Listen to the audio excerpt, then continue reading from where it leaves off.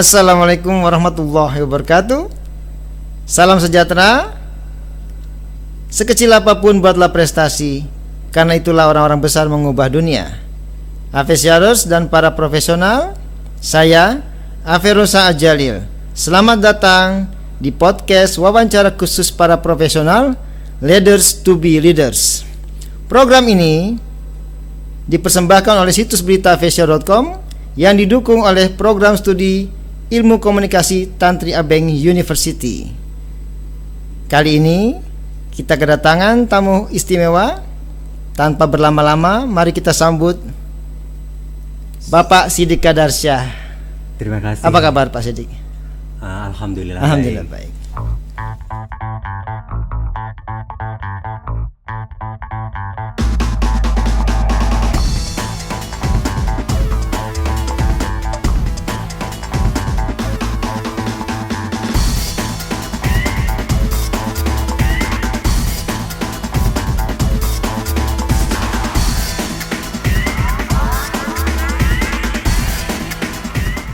Pak Siddiq Kadarsyah ini adalah seorang marketing manager dari restoran yang bernama Teko yang sering kita temui di banyak mall dan plaza Jakarta, di bawah PT Teko Food Sukses bersama. Iya. Oke, saat ini Teko sudah punya cabang sekitar kalau nggak salah 46 outlet di Jabodetabek dan beberapa kota di Indonesia. Yang di luar dari Jabodetabek itu ada di Pekanbaru 1, kemudian di Pontianak 1. Oke, teman-teman, saya panggilnya Mas apa Bapak nih? Mas boleh, Siddiq juga langsung boleh. Oke, saya panggil Mas Siddiq. Mas Siddiq, Mas Siddiq ini kan seorang marketing manager ya di Teko ya. Di Teko apa Teko bahasanya? Teko ya, oke. Sebagai marketing manager itu sebenarnya apa sih tugas-tugas dari Mas Siddiq itu kesehariannya gitu? Ya, kebetulan saya sebagai selaku perkenalkan dulu mungkin ya. Silakan. Saya Siddiq Kadarsyah, saya bekerja di Teko Restoran kurang lebih 14 tahun dan bekerja sebagai marketing di Teko. Tugas yang sehari-hari saya lakukan adalah membuat kegiatan promosi dan juga membuat strategi bagaimana cara meningkatkan sales, kerjasama, kolaborasi dengan tim tentunya untuk meningkatkan revenue dan juga meningkatkan kegiatan promosinya. Kemudian selain itu juga salah satu kegiatan saya itu memaintain relationship dengan customer, dengan beberapa perusahaan untuk kolaborasi kerjasama, tentunya bikin bundling promo ataupun lainnya. Selain itu juga dibantu dengan relationship dengan beberapa media. Oke, jadi membutuhkan kerjasama dengan media juga untuk promosi dan publikasi gitu ya. Betul. Nah, jadi kalau misalnya sebagai seorang marketing ya, terutama memimpin divisi pemasaran ya, itu ada targetnya nggak sih? Ada tentunya, karena owner kan pengen untung ya, jadi ditargetin. Oke. Untung ya. Ya pastilah ya, nggak mungkin harus rugi ya. Oke, Mas Siddiq, ini kan berhubungan dengan pekerjaan Anda tuh di bidang kuliner ya, di restoran yang membutuhkan target-target khusus gitu. Ini apakah ada target tertentu dari perusahaan yang harus dicapai gitu oleh Mas Siddiq sebagai seorang marketing manager dan timnya gitu? Ya, terima kasih Pak Afe. Untuk target pastinya ada ya, karena setiap investor ataupun juga owner menginginkan usahanya atau bisnisnya ada untung. Jadi kami juga diberikan target untuk achievement suatu nilai tertentu, dan ya dalam prakteknya sih memang kami mengalami beberapa kendala, termasuk kayak lihat situasi ekonomi tentunya ya kan. Nah itulah di situ kita dibutuhkan beberapa strategi gimana kita supaya bisa tetap eksis dan juga kita bisa bersaing dengan bisnis kuliner lainnya. Oke, itu biasanya target-target itu dicapai per berapa lama, per bulan atau per minggu atau bagaimana? Ya, kalau targetnya sih per bulan, tapi kita akan bisa melihatnya setiap dari outlet itu diberikan laporan sales setiap hari. Jadi ketika mencapai di satu hari tertentu, rata-ratanya itu biasanya akan berubah sesuai dengan penghasilan pada saat update. Oke, bagaimana sih kalau bisnis restoran ini bisa melihat update dari pendapatan setiap outlet itu? Apakah hari per hari atau saat closing atau hari berikutnya atau di akhir pekan misalnya? Saat closing. Saat closing setiap hari? Setiap hari. Oke, itu bagaimana mengkoordinir semua outlet bisa mengetahui berapa sih mereka dapatnya itu sebagai laporan hari per hari gitu? Ya, biasanya kami diberikan budget itu per bulan ya. Bulan ini targetnya sekian gitu. Kemudian daily report salesnya itu akan dilaporkan setiap hari. Bahkan kami memberikan laporannya itu 2 kali, di siang hari dan pada saat closing. Di siang hari diperlukan untuk mengejar ketinggalan target di siang hari supaya bisa mengejar di malam harinya. Bagaimana cara tim kami untuk melakukan upselling gitu. Itu cara koordinasinya bagaimana? Apakah ada sistem komunikasi khusus? Ya, kami punya grup WA yang bisa di-share untuk masing-masing area tentunya. Oke, di dalam grup WA itu yang terlibat siapa saja? Apa khusus restoran manajernya saja atau semua? Restoran manajer dan area manajernya. Oke. Nah, Mas Sidik sendiri posisinya di situ sebagai apa ya? Maksudnya bagaimana, apa sebagai koordinatornya atau memberikan advice tertentu? Ya, kalau saya di situ membaca atau juga melihat sales masing-masing cabang gitu ya kan, per hari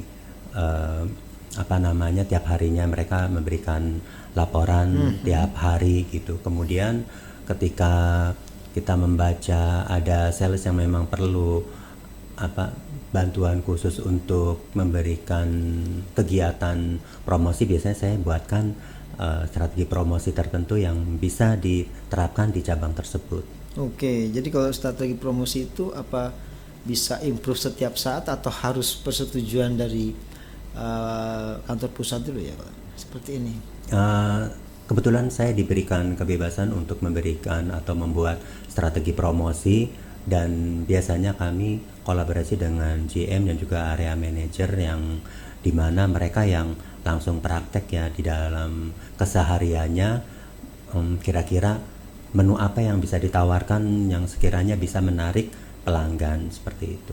Oke, kan Mas Sidik ini kan bekerja itu punya jalur komando yang bisa secara langsung pada orang-orang tertentu, ada juga yang tidak secara langsung ya. Sebenarnya yang secara langsung itu, secara marketing itu Mas Sidik membawahi berapa banyak orang? Dan kalau secara tidak langsung itu berapa banyak gitu? Sedikit sih kalau untuk yang direct itu sih. Kami itu sekarang ini untuk saat ini berempat, jadi saya membawahi 3 orang dan semuanya perannya sebagai desain grafis gitu ya kan. Ada juga yang memang membantu saya untuk mengerjakan sosial media gitu. Oke, berarti itu yang secara langsung ya? Iya, yang secara Kalau secara tidak langsung, apakah Mas Sidik punya kewenangan untuk berkomunikasi dan memberikan advice tertentu kepada seluruh personel di setiap restoran itu? Ya, untuk yang secara tidak langsungnya sih lebih tepatnya kami kolaborasi ya dengan tim yang di cabang-cabang gitu. Kayak seperti saya setiap ada program gitu, kami mengundang area manager, kemudian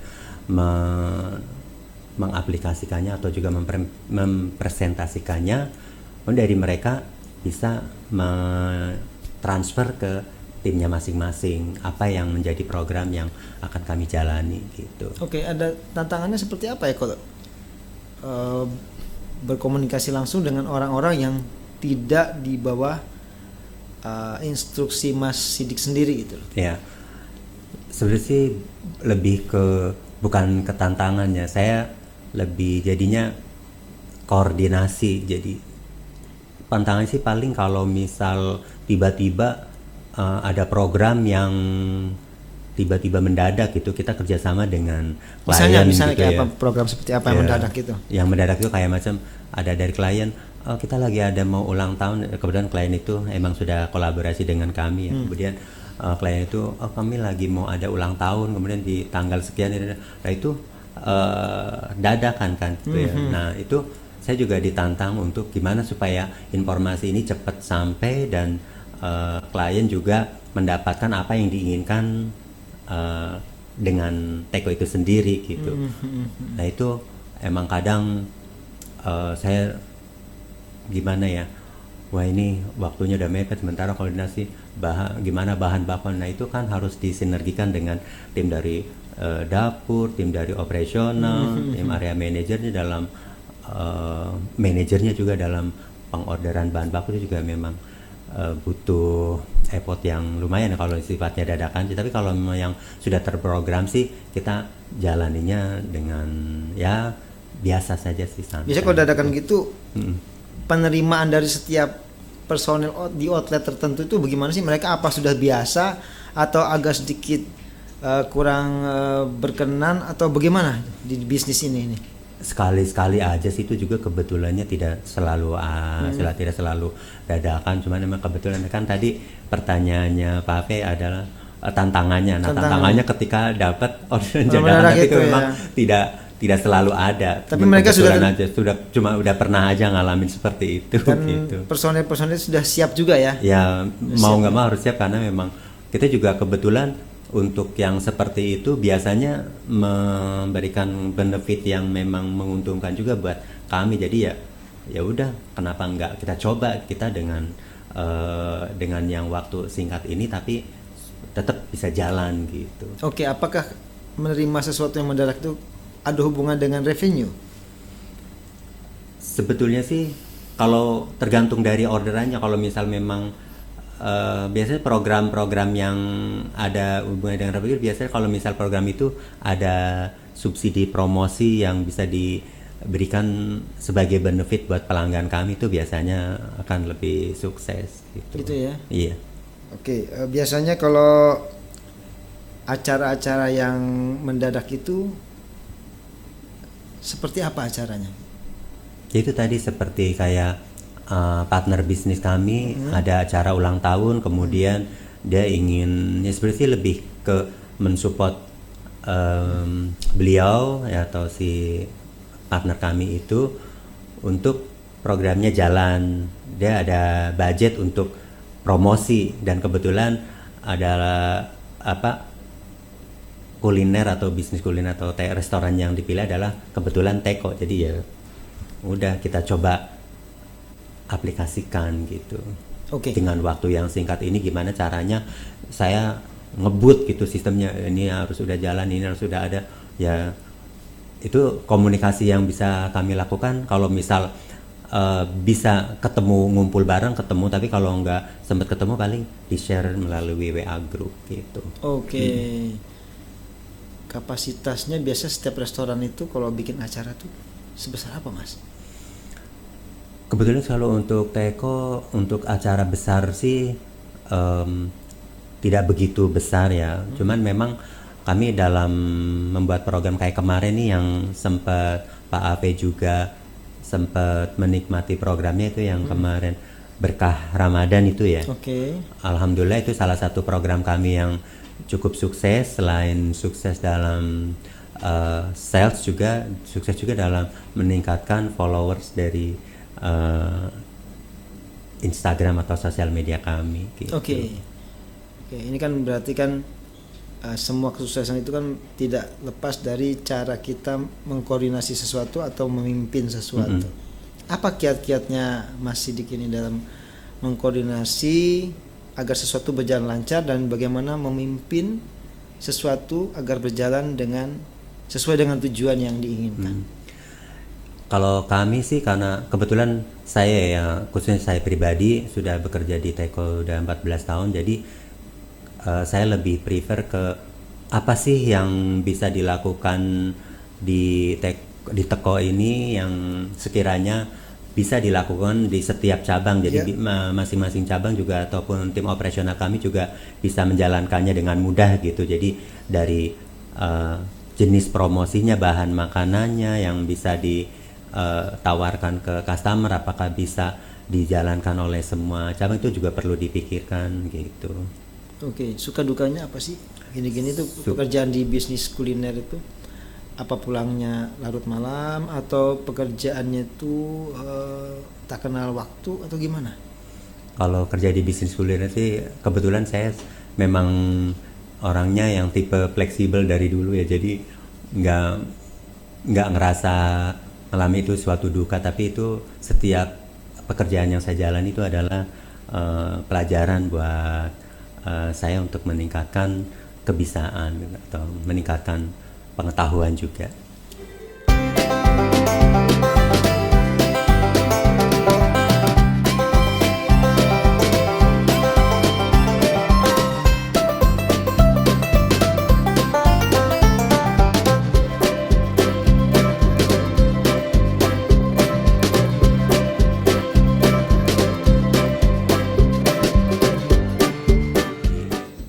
Teko ini saya sukanya banyak ketemu orang bergantian, kemudian memang diberikan kesempatan juga di tugas yang saya kerjakan itu adalah memang berhubungan dengan customer ya, karena memang saya selain marketing manager juga saya memegang customer care, jadi saya juga sering ketemu intinya gitu ya kan, dan itu membuat saya menjadi setiap harinya tuh merasa tertantang, gimana sih biar saya bisa improve, bisa menyesuaikan dengan apa yang dimau oleh customer gitu.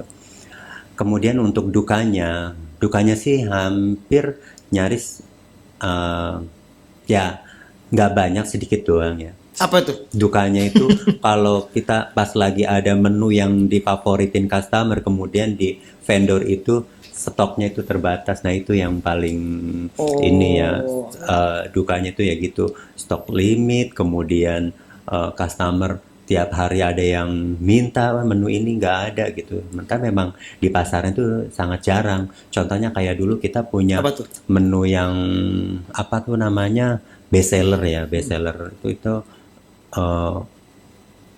otot iga ya gitu. Otot iga? Iya, otot iga. Iya. Ikan kalau ini iga penyet, nah otot penyet gitu. Otot penyet. Ya, otot penyet, sorry, bukan otot iga.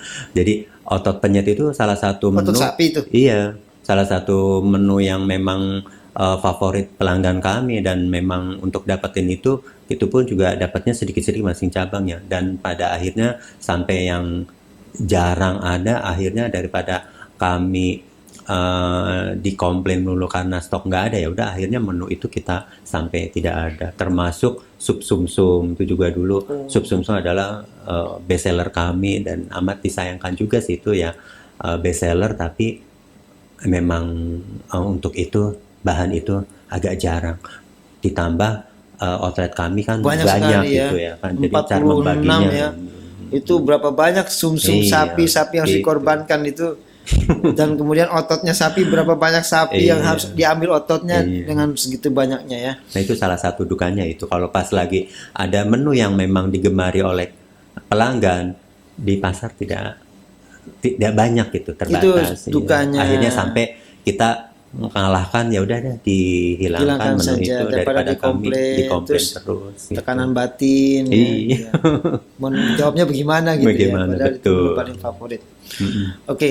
Kemudian caranya untuk kan banyak customer itu kan banyak modelnya ya. Ada yang apalagi untuk acara-acara tertentu ya, tidak hanya yang sendiri atau personal, tapi juga bisa grup ya itu. Sejauh apa sih menghadapi kan kalau customer kan berhak rewel ya. Itu sejauh apa tingkat kerewelannya dan bagaimana mengatasinya tuh.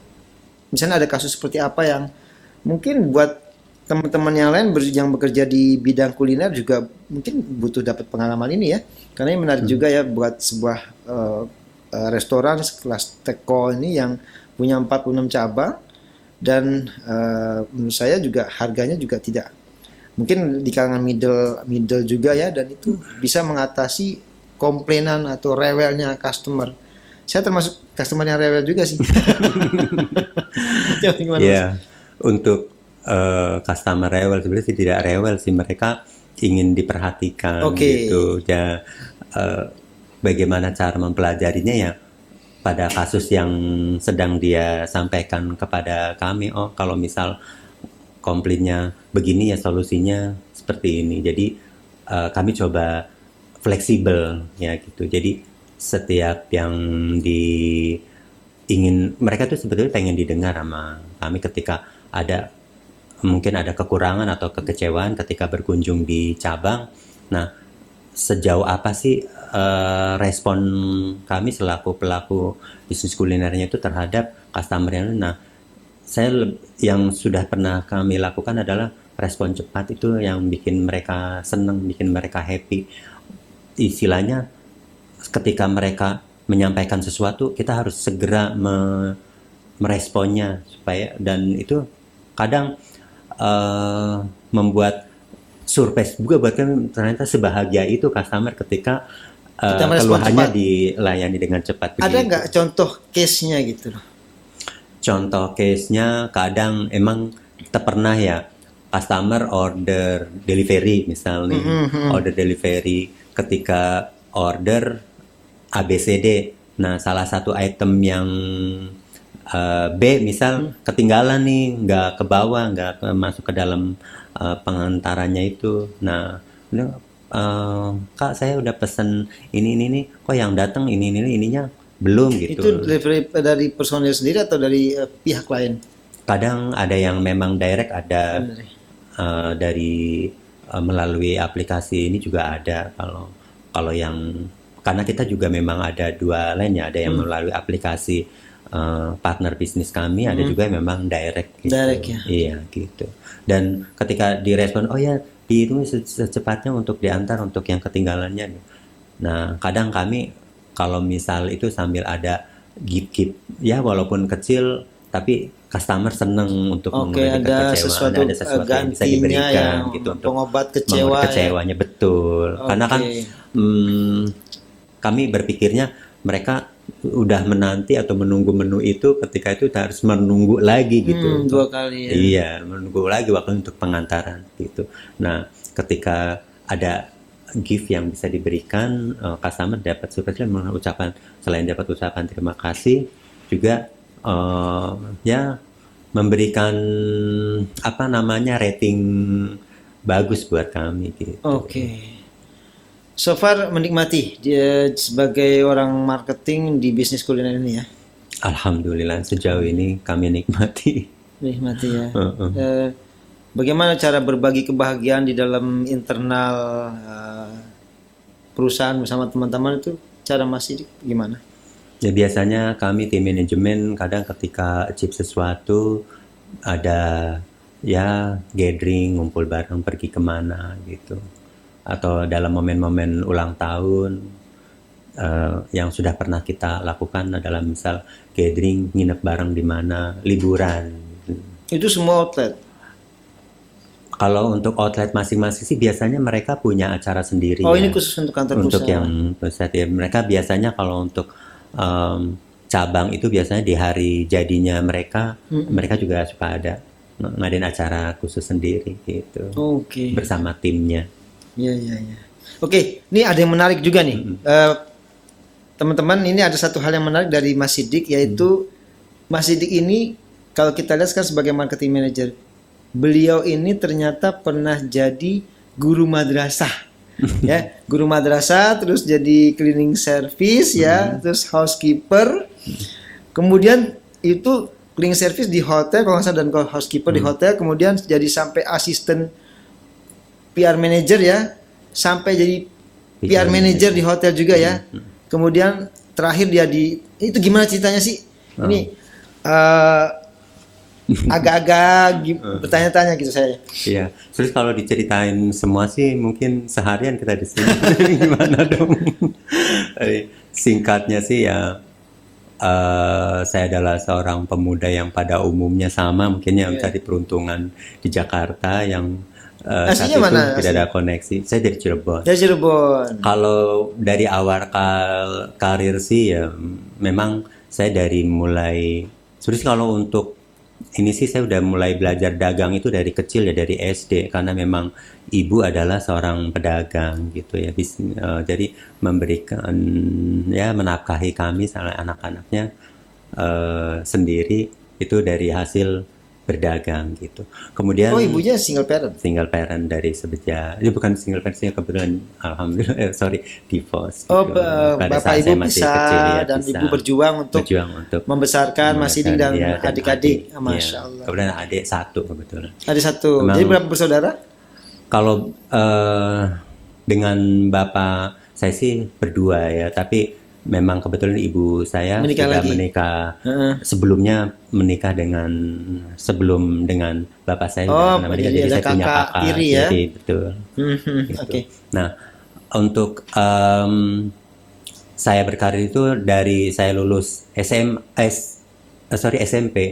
karena saya waktu SMA-nya kebetulan di Madrasah Aliyah di Cirebon itu sambil ngajar gitu, ngajar madrasah. Jadi kalau pagi saya sekolah, kemudian sorenya ngajar di madrasah. Ngajar apa itu?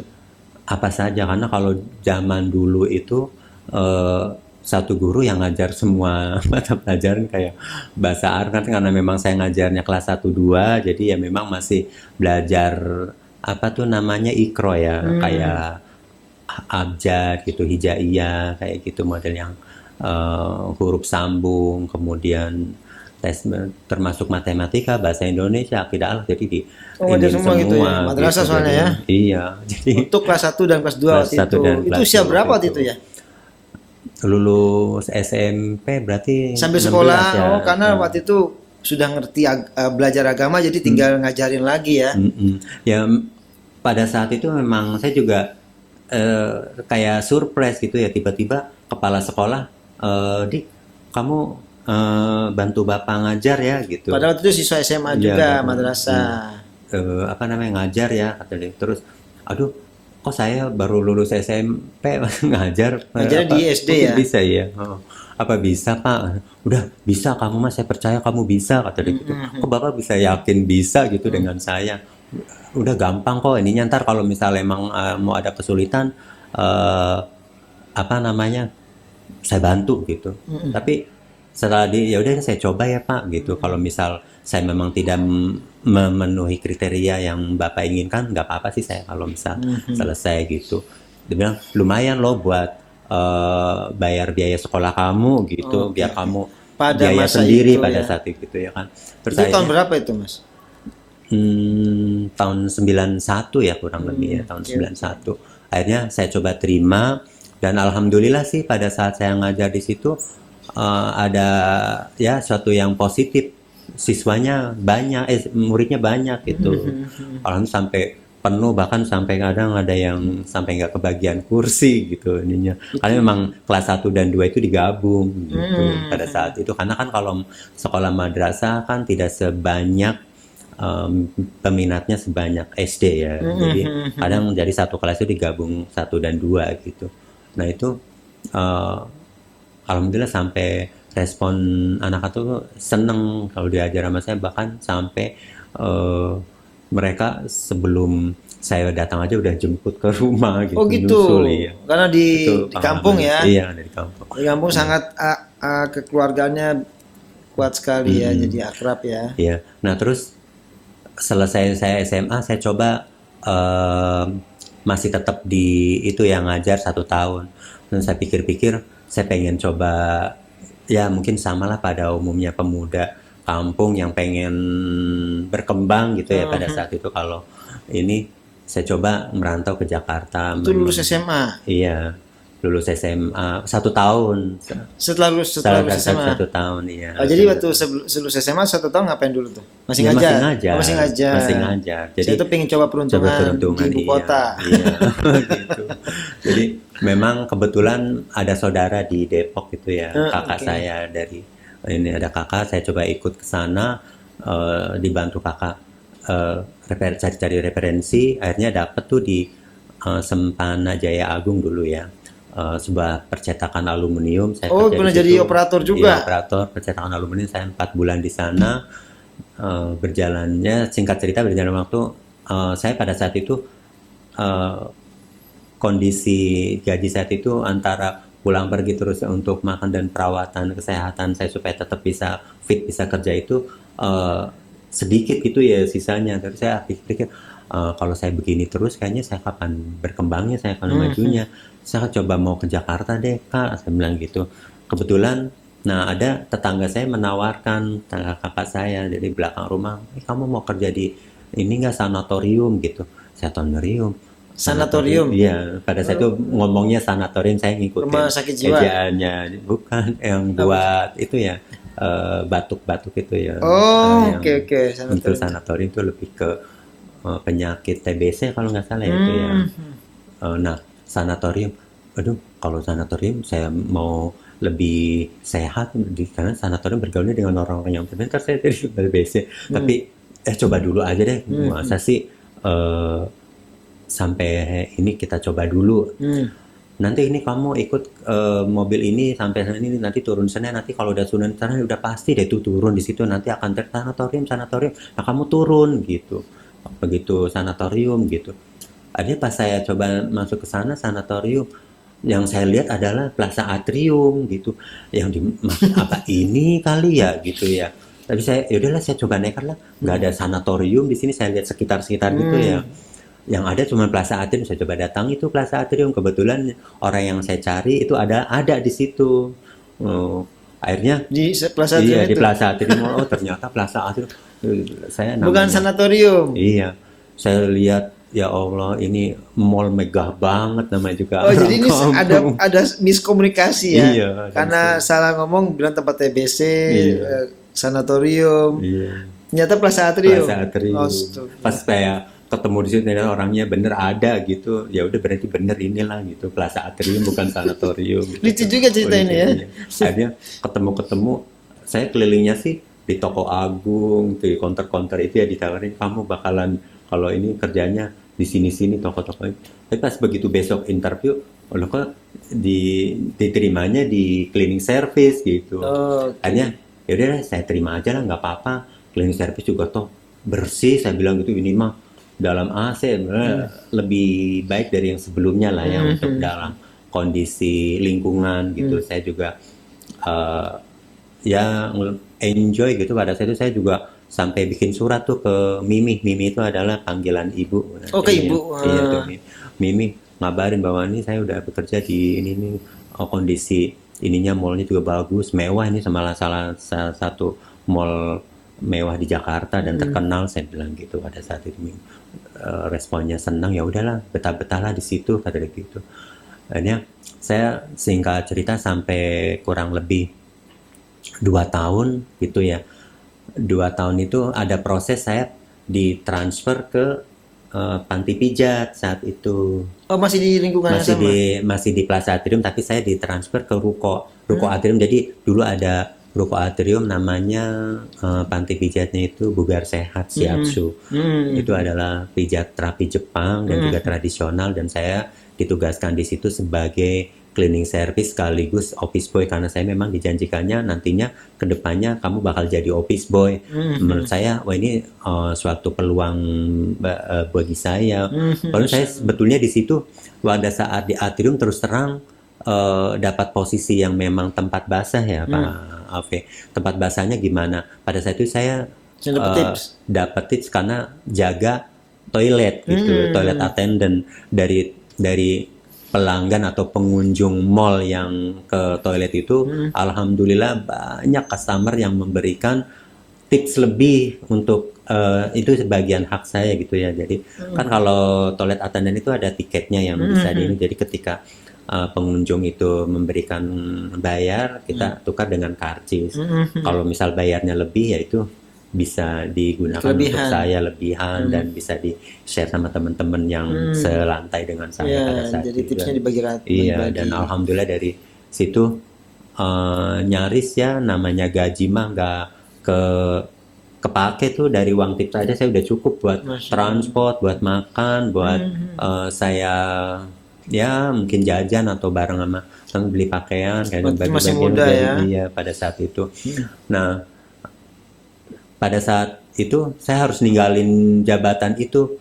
Kayaknya sayang Karena gitu ada ya. uangnya Iya, tadi ada uangnya banyak, itu. ya, uangnya Pada banyak. saat itu, tapi saya timbang-timbang lagi, peran office boy buat saya lebih penting karena saya pengen ada peningkatan karir gitu ya kan. Pada saat itu saya nggak mau merantau jauh-jauh di Jakarta cuma jadi cleaning service terus itu begini terus. Saya pengen ada peningkatan, pulang Oke. saya punya sesuatu yang bisa dibanggakan oleh orang tua, khususnya Mimi, karena memang tujuan saya ke Jakarta. Jadi saya kalau ingat Nggak apa-apa. agak sedih, sorry ya, Nggak apa-apa, silakan, nggak bawa silakan. suasana. Ya. Pada saat itu saya ingin membahagiakan Mimi gitu ya, tujuan utamanya.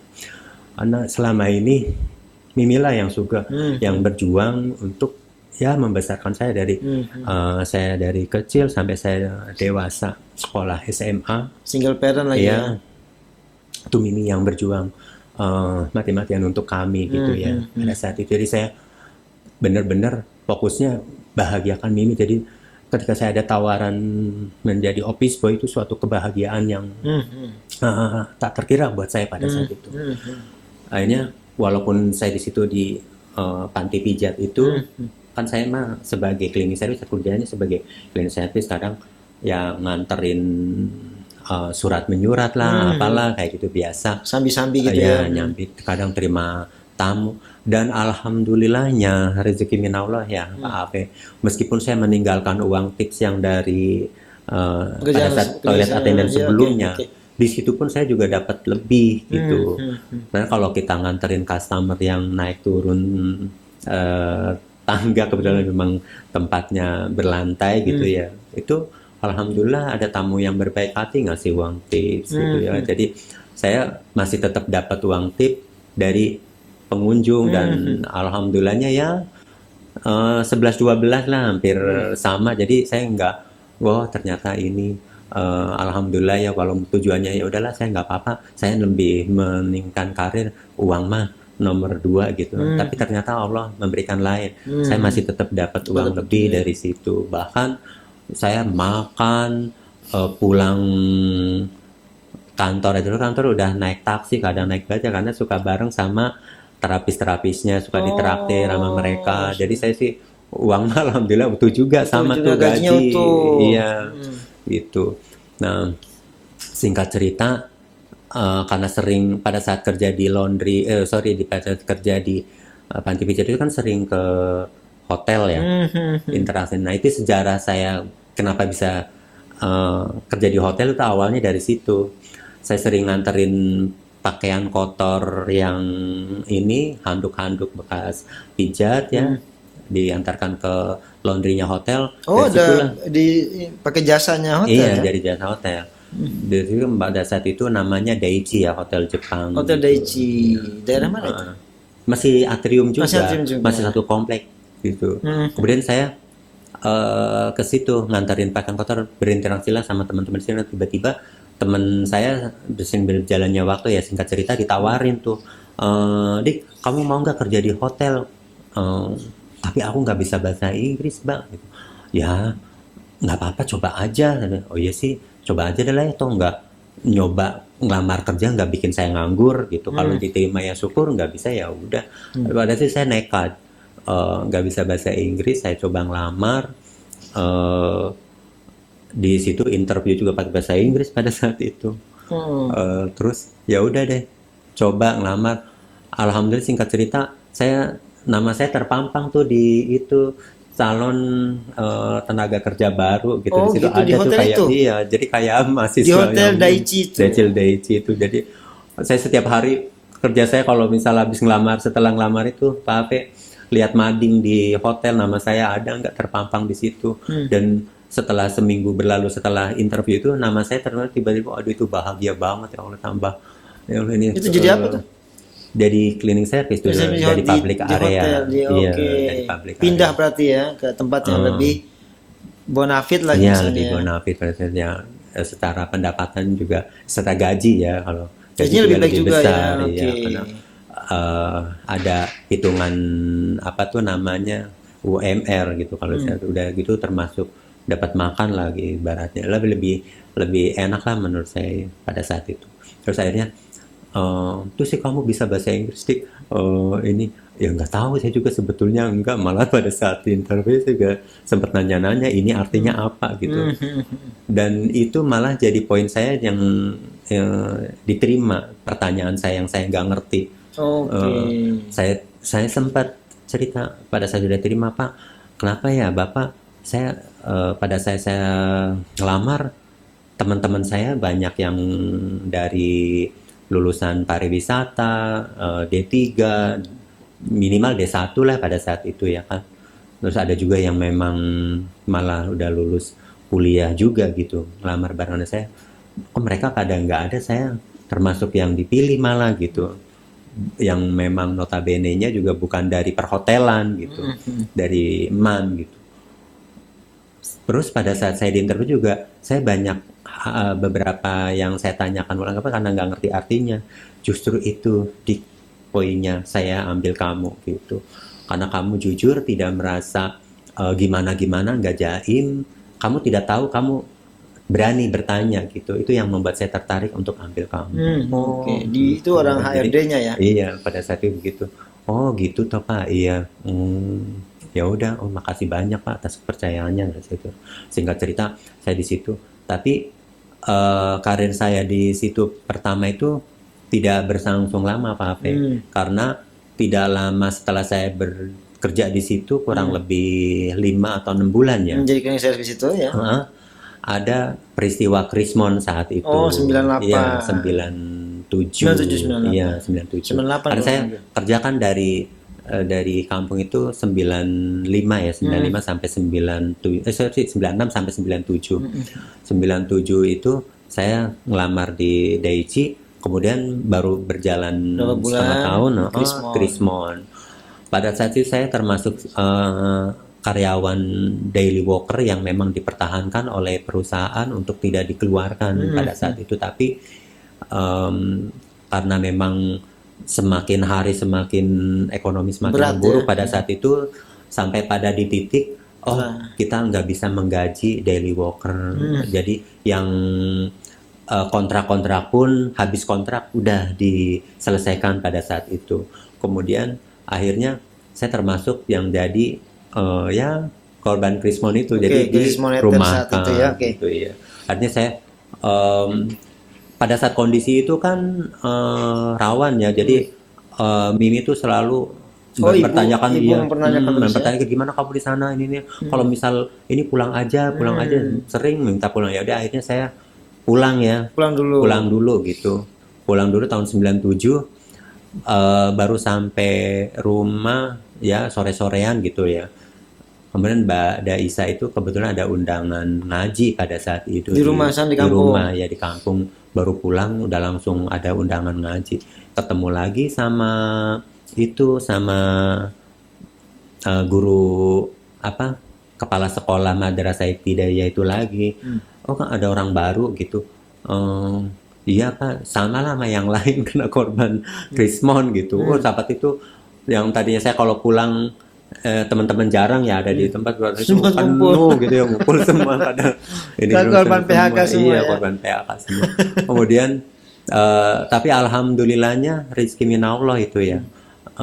Memang mungkin saya berusaha, itu memang cita-citanya ingin membahagiakan Mimi. Akhirnya saya pada saat itu langsung dapat kerjaan baru lagi, yaitu ngajar lagi. Gitu. Ngajar di madrasah itu ngajar di madrasah itu lagi. Kemudian ngajar di madrasah baru beberapa bulan ketemu sama kepala sekolah SD.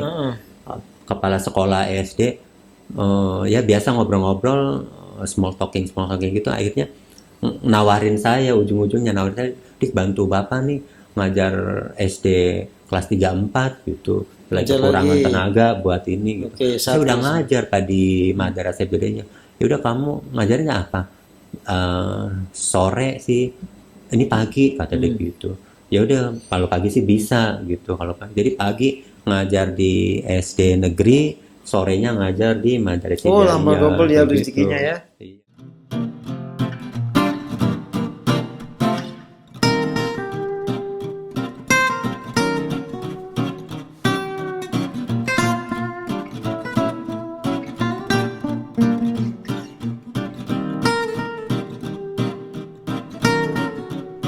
Ya. Setelah saya ngajar lagi di kampung gitu kurang lebih 2 tahun, saya terbersih lagi ingin merantau lagi ke Jakarta karena merasa pada saat itu mungkin tahun 99 udah mulai agak lebih kondusif, jadi saya berani lagi untuk merantau. Pertama kali saya merantau lagi, saya datang lagi ke bos saya yang lama di Plaza Atrium tempat saya bekerja sebagai cleaning service Itu gitu nggak ada ya. panggilan atau cuma berangkat Tidak aja ada, gitu baru ya? berangkat aja, datang lagi, Nekat gitu ya? nekat gitu, ngelamar gitu. Itu bawa uang cukup atau bekal gitu ya, Mas? Ya pas-pasan lah pada saat itu, karena Oke. pada saat itu juga saya memang ya habis gajian dari sekolah itu Ngajar udah itu ya? ngajar itu, emang saya suka menyisihkan gitu, ngumpulin buat Nabung nanti buat kalau bekal ya? bekal gitu suatu waktu saya pengen pergi lagi gitu. Dan alhamdulillah setelah itu cukup buat merantau sebulan gitu. Pada saat itu nggak kepikiran gimana kalau nanti nggak diterima, merantau sebulan cukup udah berangkat lagi aja Oh, pada saat bawa itu. bekal buat sebulan. Iya. Kira-kira saya hidup di Jakarta sebulan tuh banyak kerjaan gitu ya? Akhirnya saya coba ngelamar lagi dan datang ke situ. Alhamdulillahnya langsung diterima. Ya udah kamu besok masuk gitu. Terus Itu akhirnya kerjaan apa tuh? cleaning service Oh, lagi. pekerjaan yang lama itu. Kemarin kamu kemana aja? Banyak cerita akhirnya yang kalau misalnya diceritain mah ini ya. Jadi drama ada drama-dramanya banyak, cuman ini singkat aja. Jadi diterima lagi, kerja di situ, berkarir lagi dari awal. Nah, baru 3 bulan saya di situ, tiba-tiba saya dipercayakan sebagai sebagai sampel untuk pekerja cleaning service untuk menangani proyek baru, proyeknya saya waktu itu di bawah bendera Gunung Mas ya kalau misal Primarsik, sorry. Primarsik, jadi Primarsik dapat proyek baru untuk menangani gedung di Bunas pada saat itu. Bunas itu yang Geraha Atrium ya di Senen. Saya ditempatkan di situ jadi sampel pada saat saya beserta kurang lebih 7 orang. Nah, setelah jadi sampel di situ, yang janji saya balik lagi ke Plaza Atrium, malah saya ditinggal di situ. Di Bunas Tidak, itu. iya di Bunas itu jadi malah ditetapkan karena owner pada saat berkunjung minta, oh, itu yang di depan siapa? Itu Sidik, karena lama juga dia balik lagi. Saya mau dia bukan, saya nggak mau dia jangan dibalikin lagi, saya tetap dia di situ ya. Jadi ini artinya teman-teman saya mah balik lagi ke Plaza Atrium, saya aja yang masih di situ gitu. Jadi alhamdulillah saya diistimewakan dengan gaji lebih daripada teman-teman pada saat itu. Akhirnya saya jalani, ya udahlah nggak apa-apa. Di situ juga alhamdulillah ternyata karena megang berapa kantor gitu ya, dapat juga tip harian dari orang-orang kantor yang biasa ke toilet, malah kadang suka ngasih uang tips ke saya, dan itu jadi penghasilan harian gitu ya.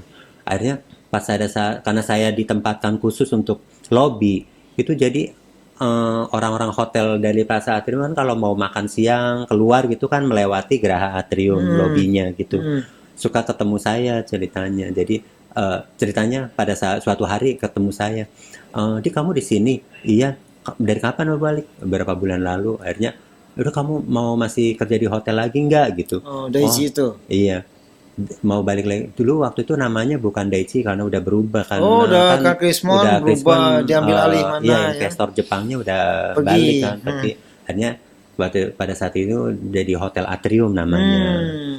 Kamu masih mau minat kerja lagi di hotel nggak? Kalau masih minat, makan siang ke kantor ya gitu. Dan saya ditawarkan lagi datang ke sana, ditawarkan lagi kerja, dan saya mengundurkan diri dari tempat itu. Ya sempat kecewa juga sih si bos yang di ini, Yang itu. karena dia benar-benar meneruskan saya Mengharapkan.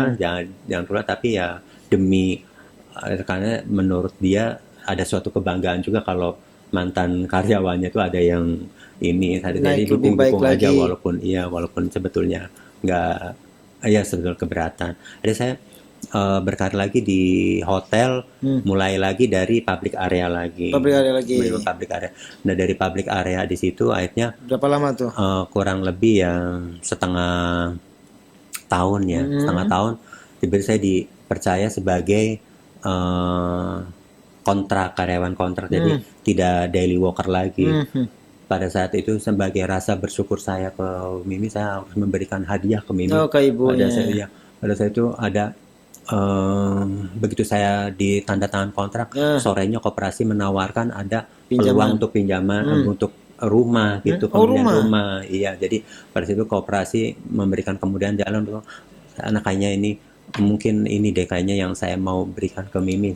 Saya pengen memboyong Mimi dari Cirebon ke Jakarta gitu, atau ke sini gitu, sebenarnya ke sinilah gitu, dekat dengan saudara yang di Bogor gitu ya kan.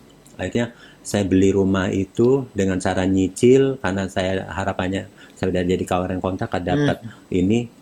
Itu saya tadi ngasih tahu siapa-siapa pada saat itu, dia ngasih tahu Mimi, nggak ngasih tahu kakak-kakak saya. Tahu udah lunas, baru saya kasih tahu kalau saya punya rumah, ibu, Mimi ayo pindah ke sana ikut saya gitu. Pada saat itu ini hadiah buat Mimi, tapi ya ternyata Mimi lebih betah di kampung gitu, tetap di sana. Iya, agak kecewa juga sih. Akhirnya saya mau cari hadiah lagi yang lain apa gitu. Akhirnya saya mau coba pengen gitu ya menghajikan Mimi pada saat itu. Oh, tadi kasih rumah, ibunya maunya tetap di kampung, terus mau haji. Iya, saya ngumpulin buat haji. Akhirnya saya harus berjuang lagi, saya harus nggak sebagai public area aja di sini, saya harus bisa lebih meningkat lagi. Artinya saya di sana itu pada saat menjalani public area tiba-tiba diminta juga tuh jadi jadi laundry attendant gitu ya, laundry attendant. Jadi di sana di laundry attendant kurang lebih 3 bulan saja, tiba-tiba diminta sama bos untuk di room butler gitu. Room butler itu alhamdulillah ya. Room butler itu apa? Room boy. Oh, room boy. Iya, di sini saya lebih bereksperience, saya lebih tertantang lagi, ketemu dengan tamu-tamu asing dari berbagai negara, juga dapat ya penghasilan harian juga dari tips-tips yang mereka berikan. Ya alhamdulillah itu yang saya kumpulkan. Itu. Jadi hidupnya benar-benar tips, benar-benar dari tips dari ini, alhamdulillah gitu ya kan. Terus itu belum nikah ya? Pada itu belum. Iya, karena itu tahun 2000 ya, tahun 2000. Artinya pada saat saya menjalani sebagai room butler, nah ini yang membuat saya dimana suka lebih cepat dapat karirnya itu ketika saya menjalani profesi itu. Kadang-kadang suka diminta kerjaan temen, kadang misalnya nih room butler ada yang nggak masuk, Dik kamu bisa nggak bantu ini, ya saya pada itu mau aja gitu ya, disuruh ini itu mau ini itu. Jadi terus yang hubungannya sampai bisa jadi asisten PR manager tuh gimana tuh? Nah itu pada saat saya jadi PR, tiba-tiba manajer PR-nya itu pada saat saya lagi dipromosikan sebagai order taker di departemen housekeeping, saya ditawari untuk training gitu. Jadi kamu mau nggak training di PR? Tapi saya bukan dari sekolah PR, Mbak, dan juga dari perhotelan gitu. Lulusan madrasah ya. Nggak apa-apa, namanya belajar mah kamu ini gitu. Namanya belajar mah apa aja bukan. Ya dia ya juga sih, hitung-hitung kuliah tuh saya kuliah tapi ini digaji, saya bilang gitu. Terus kamu ininya gimana? Emang kamu sanggup menjalani 2 profesi, pagi training, sorenya kamu kerja? Ya saya coba deh. Kalau misal saya bertahan sampai 1 bulan 2 bulan masih tetap bisa fit jalan itu, ya bisa dilanjut gitu. Akhirnya ya udah kamu training dulu 1 bulan ya. Kalau misal 1 bulan kamu masih oke, bisa dilanjut, diperpanjang. Nah, pada saat itu alhamdulillahnya memang saya diberi kekuatan untuk bisa dan lanjut, dan alhamdulillah nggak ada sakit. Jadi ini ya sampai tiba saatnya malam gitu ya. Tiba-tiba si bos PR manager itu menawarkan, di kamu mau nggak jadi PR beneran ini mah gitu, bukan training lagi gitu. Karena PR officer aku mau resign, saya mau cari pengganti. Saya sih sama kamu udah cocok, tapi kalau kamu memang tidak suka dengan pekerjaan ini ya nggak apa-apa, saya mau cari di luar gitu. Tapi kalau kamu suka, saya sih beratnya kamu, karena Emang saya pekerjaannya apa waktu itu sebagai PR PR? admin. Admin. Ngapain tuh kok admin? PR admin ya, kalau saya bantu lebih ke filing, Filing. lebih bantu ke ya telepon courtesy ya. Kalau misal ada ya, salah satunya Pak Ave kan pernah dihubungi sama saya, Undang-undang wartawan ya. undang wartawan kayak gitu, bantu follow up undangan kalau misal lagi bikin event gitu, bantu-bantu PR manager kalau lagi ada event, saya di ya bagian yang persiapannya lah, entah apanya kayak gitu, sampai ketemu wartawan juga sering dilatih sama beliau gitu. Itu hotelnya apa waktu itu? Hotel Aston Aston- Atrium, udah Aston berubah Atri- jadi Aston Atrium. Aston Atrium. Iya, jadi Aston Itu masih Atrium. jadi PR admin, PR officer. Iya, tahun 2004 itu. 2004. Iya, Oke. 2004. Jadi Terus sampai ke jadi PR manager itu di hotel yang sama atau bagaimana? nah, ini pada saat saya jadi PR officer, saya dapat tawaran di hotel lain. Hotel lain. Hotel lain. Jadi Hotel Akasia Jakarta waktu itu saya ditawari oleh general manajernya untuk menjadi asisten PR manager. Asisten PR gitu. manager. Akhirnya setelah singkat cerita saya udah tanda tangan kontrak pada saat itu. Ternyata dari manajemen Aston tidak mengizinkan saya untuk keluar. Jadi akhirnya dibatalkan di sana, yang alhamdulillahnya dari pihak Akasia Jakarta menerima, ya udah nggak apa-apa gitu. Tapi saya pada dari situ bikin komitmen, saya coba cari penggantinya, saya coba bantu, saya referensikan Jadi beberapa nggak boleh diperbolehkan, akhirnya tetap kerja di Aston itu dengan jabatan yang sama. jabatan yang sama dari Akasia, jadi asisten PR manager. Oh, dinaikkan jabatannya. Iya. Oke, jadi Kan saya dari situ dari PR officer kan pada saat itu ditawarkan untuk jadi asisten PR manager di akhirnya di perusahaan yang lama malah udah kamu jadi asisten PR manager juga gitu, supaya tapi yang tetap keluar. Iya. Oke. Gitu. Terus akhirnya setelah sekian lama referensi-referensi yang saya kasih menurut GM yang nggak cocok, akhirnya saya dihubungin lagi setelah sekian lama gitu ya, kurang lebih setengah tahunan kayaknya ya. Setengah tahunan itu saya ditawarkan lagi, Dik masih minat pindah nggak? Kali ini saya kasih kamu sebagai PR manager deh, nggak Gimana itu? PR asisten lagi gitu. Jadi Akasia itu Terakhir di Akasia itu ya sebagai ya Alila sih kalau PR hotel. manager di Akasia. Berapa lama itu? Kurang lebih 3,5 tahun ya di Akasia jadi PR manager ya. Akhirnya saya terima, saya ambil, saya jadi benar-benar resign. Jadi walaupun dipertahankan ya udahlah, karena ini karena saya ngerasa gimana ya, udah merepresentasikan beberapa teman tapi nggak mau, dan GM-nya keke maunya saya katanya. Saya lebih ininya ke kamu, Dik, saya kasih kamu PR manager deh.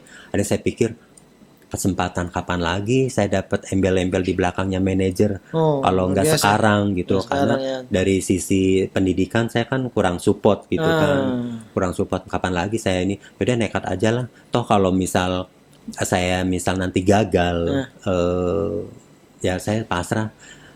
Pada saat itu saya prinsip saya akan melakukan sesuatu yang terbaik. Saya benar-benar emang kerja niatnya, bukan yang lain-lain. Jadi apapun saya serahkan kepada Allah gitu dari saat itu ya. Jadi ya udahlah, tantangan apa saja akan saya hadapi gitu. Jadi saya terima sebagai PR manager di sana untuk Akasia itu ya, dengan bekal tahun 2004. Iya, bekal pengalaman PR 2009.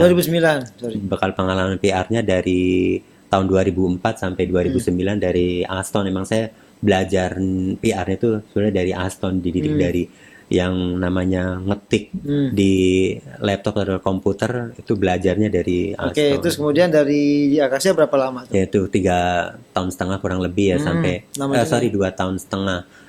Karena sampai 2011 kalau nggak salah ya, 2011. 3 tahun setengah. Ceritanya saya pada saat itu saya resign dari Akasia itu mau pindah ke luar negeri tadinya Pak Ape.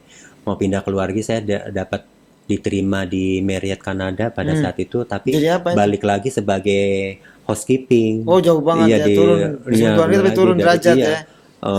Tadi kata kata si ininya, kamu di sana kalau misal kamu bisa adaptasi dengan apa tuh namanya cuaca di sana, ada kemungkinan kamu akan diinikan ke PR gitu, bantu di PR-nya. Ini sebagai uji coba dulu kamu sebagai hosting, karena saya membacanya kamu udah vakum di housekeeping kata dia gitu.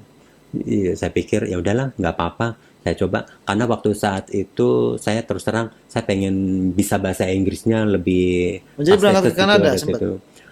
Nah, ini yang bikin saya nggak jadinya. Pada saat saya mau proses pembayaran, bikin pengurusan visa sama itu ya, mau ke bank pada saat itu, izin ke istri mau ke bank dulu ya, tiba-tiba Udah menikah istri, itu? iya, kan menikah saya tahun 2006. Oke. Jadi teman-teman, Mas Sidik ini laki-laki tulen ya. Iya, alhamdulillah.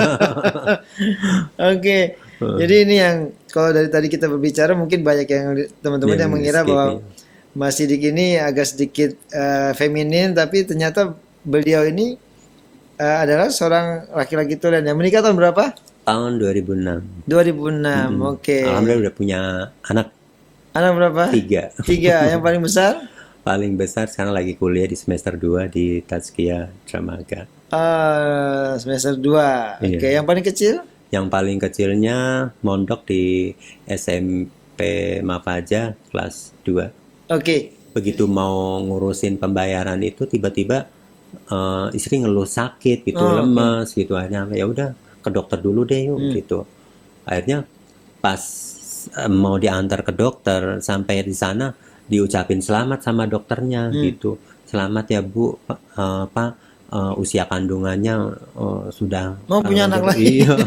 Jadi, ini surprise karena saya pada saat itu kan memang sebetulnya ada program KB ya, tapi KB. alhamdulillah tapi masih Gagal. diberi anak iya. KB-nya gagal. Iya, tidak disangka gitu ada Oke. muncul anak, karena kenapa pada saat itu KB, karena sesar ya, dua kali sesar, jadi tidak bisa langsung punya anak lagi karena harus diprogram gitu. Akhirnya ternyata lebih cepat dari yang ya direncanakan gitu. Hamil lagi istri saya, akhirnya saya menunda atau membatalkan penawaran dari sana gitu. Akhirnya saya jobless. Oh, sempat nganggur. Ya, jobless karena kan Karena nggak udah terima. lepaskan, udah Iya, lepaskan karena ya. udah dilepas dari akasiannya karena udah buru lepas. Jadi Punya anak tapi jobless gitu. iya, jobless pada saat itu. Mau punya anak lagi Mau gitu, punya anak mau lagi, nambah anak lagi jobless. tapi jobless. Akhirnya saya alhamdulillahnya saya pada saat itu makan bareng sama tetangga tiba-tiba saya tawari makan bareng, tiba-tiba kayaknya nih masakannya cocok. Saya kalau misal sama ini keluarga order makanannya ke Pak Sidik boleh ya? Saya ini nggak, nanti bingung, nanti selera saya dengan selera suami ibu kan belum tentu sama. Nggak apa-apa, Oh, jadi ikut sempat aja terima gitu. pesanan makanan. Terima catering. Terus pada berapa saat lama tuh? jobless. Itu berjalan 2 bulan lah 2 bulan. kurang Setelah lebih, itu karena saya tiba-tiba ditelepon sama Pak Widodo, ownernya Teko, telepon saya untuk bergabung di Teko Restoran. Tapi Oke. tahun 2012. 2012 terus ke Alila itu loh, ke jadi PR manager itu Nah. gimana ceritanya? Kelila itu juga pada saat itu saya lagi dinas di Bali. Lagi dinas di Bali, tiba-tiba ditelepon ditawarin apa tuh namanya, mau nggak di hotel lagi, balik lagi ke hotel kata dia gitu. Terus saya lagi tugas di Bali Pak, emang gitu. Sampai kapan? Nggak tahu, terserah owner lah mau ini sampai kapan gitu. Waduh, bingung juga ya kapan ya. Akhirnya ditelepon lagi, jadi update mulu kapan nih pulang. Iya. Maksudnya ditawarin pekerjaan Iya. baru di Hotel Alila Iya. sebagai PR manager. PR manager. Akhirnya saya di sana tuh di Bali, tiba-tiba bos saya meminta saya kembali ke Jakarta gitu. Ya udah, akhirnya saya kerja di Jakarta lagi dan dia langsung tahu tuh saya udah balik ke Jakarta. Ya. Kayaknya kamu ada di Jakarta ya. Ayo kapan main ke Alila gitu. Oke. Akhirnya saya ditawarin lah ke Alila untuk ini, saya terima. Dan Teko saya ini kan sebagai online gitu ya. Oke. Jadi terimanya sebagai online. Jadi tidak official. Alhamdulillahnya bos menyetujui saya terima sebagai online ininya kerjanya, dan di Alila sebagai officialnya gitu. Ya. Berapa lama di Alila tuh? Kurang lebih 9 bulan karena Oke. memang selesai probation kedua ya. Terus kemudian balik lagi ke Teko Balik sampai saat lagi ini ya. ke Teko karena diminta untuk balik lagi, bos buka cabang di Bogor gitu ya. Jadi ini kalau kamu mau balik lagi ke ini, kantor kamu bisa di Bogor, jadi nggak Oke. harus ke Jakarta. Menurut saya wah ini kesempatan juga nih, saya jadi punya lebih banyak waktu dengan keluarga Sampai saat gitu, ini ya sampai di saat itu. jadi marketing manager. Iya. Oke Mas, ini menarik sekali perjalanannya. Ini yang butuh kita sharing itu apa kira-kira kiat atau ada pesan, saran untuk para pekerja muda nih yang menurut Anda penting sekali untuk diperhatikan? Ya, kalau melihat dari pengalaman saya lebih cenderung ini ya, ketika saya diberikan tugas untuk melakukan sesuatu pekerjaan yang memang bukan kerjaan saya ambil, saya terima. Dan itu adalah ternyata menjadi pekerjaan masa depan saya selanjutnya. Contohnya kayak saya pada saat menjadi public area, saya kadang suka diminta bantuan untuk di room butler.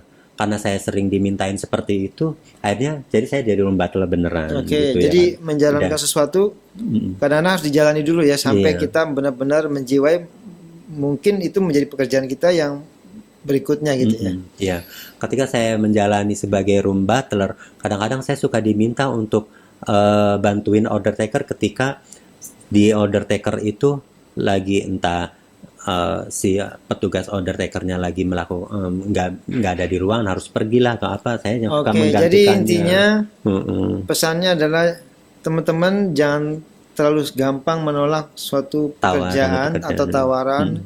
Mungkin pekerjaan yang kita mungkin tadinya tidak suka atau yang mungkin kita dimintai bantuan, ternyata itu ada pekerjaan kita yang justru menjanjikan di masa depan karena orang percaya gitu ya. Iya, betul. Oke, Mas Sidik, hobinya apa? Kalau hobi sih sebetulnya sih nggak yang spesifik amat ya. Tapi kalau untuk menghibur diri, saya kadang suka nyanyi, kadang suka berenang, ya kadang suka Nyanyi di kamar mandi atau gimana itu? Ya, Nyanyi di kamar mandi atau karaoke? karaoke di rumah. Karaoke di rumah. Yang penting terhibur aja gitulah. Oke. Ya kadang suka sama teman-teman juga sih.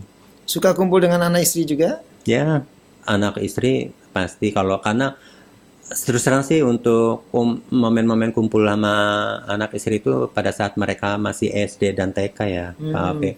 Ketika mereka sudah mulai SMP, SMA, udah Susah. udah misah karena mereka Punya kesibukan kebetulan sendiri. mondok semua. Oh, mondok. Iya, jadi saya mulai misah dengan anak itu pada saat SMP mondok. Ketika anak saya yang kedua ke SMP mondok lagi, jadi Oke. ritme ketemunya jadi selalu ada momen-momen kangen itu ketika ya kita ini kan pada saat kunjungan ke pondok, Oke. kebersamaannya. Mas Sidik, apa moto dalam hidup? Moto dalam hidup berpikir positif, do the best untuk semua, baik itu pekerjaan maupun dalam di rumah tangga juga ya, itu. Lakukan yang terbaik. Lakukan yang terbaik. Oke. Teman-teman, hari ini kita benar-benar mendapatkan sebuah pengalaman yang baik dari Mas Sidik Kadarsya yang memulai profesinya benar-benar dengan perjuangan, dengan pendidikan yang sebenarnya kalau dihitung di kota besar mungkin tidak seperti yang diharapkan, tapi karena kegigihannya maka Mas Sidik ini benar-benar menjadi orang yang bisa benar-benar berhasil dengan tujuannya. Alhamdulillah. Jadi ini satu pengalaman yang menarik sekali Mas Sidik, sudah berbagi dengan para profesional yang lain atau pekerja-pekerja muda kita sudah sampai di penghujung acara, Mas Oh, Sidik. iya. Terima kasih. Terima kasih banyak atas sharingnya. Mudah-mudahan ini menjadi manfaat yang luar biasa bagi anak-anak muda, terutama para pekerja muda atau job seeker mungkin ya, atau para pemimpin-pemimpin lain. Bagaimana sesuatu itu ternyata memang butuh perjuangan, dan bagaimana pemimpin bisa memilih orang-orang yang memang sangat tekun dan gigih untuk menjalani setiap pekerjaannya. Oke, teman-teman Avesiers dan para profesional, terima kasih atas atas kesempatan yang kita nikmati bersama ini di podcast wawancara khusus para profesional Leaders to be Leaders. Sampai ketemu di program berikutnya dengan narasumber yang berbeda. Terima kasih. Assalamualaikum warahmatullahi wabarakatuh. Waalaikumsalam. Mas Sidik, terima kasih banyak. Terima kasih, Pak Afif.